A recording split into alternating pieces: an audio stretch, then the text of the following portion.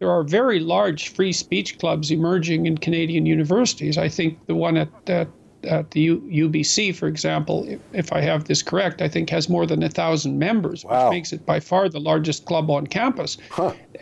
This is happening. And if you look at what's happening in the so-called new media, say with YouTube, which I think kind of leads the pack, YouTube plus podcast, is that the support for Lindsay Shepherd's stance, say, and my stance, and programs like Dave Rubin and Steven Crowder and Joe Rogan, the support is absolutely overwhelming.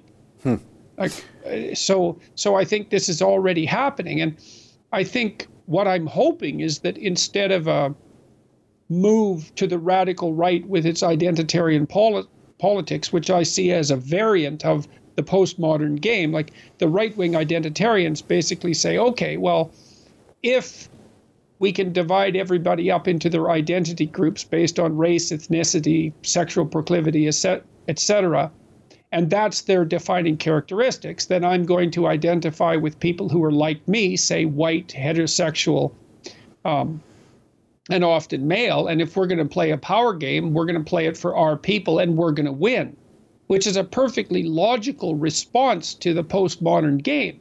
Because what the hell are you going to expect? You're going to expect people defined by their racial group to play the game to lose? Yeah.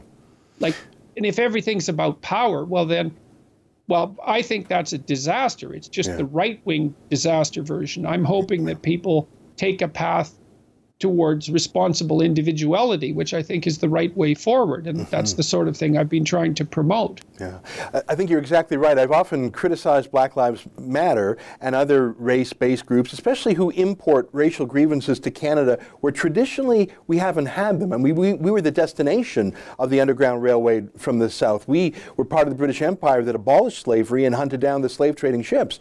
So to import a grievance culture to Canada is so artificial. But you're right, the alt-right racism, which it sort of justifies itself as a mirror image response to Black Lives Matter. I don't think that works for anybody.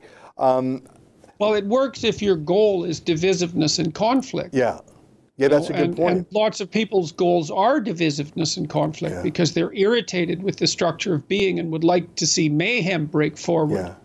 And they're comfortable and happy in some sense when that happens.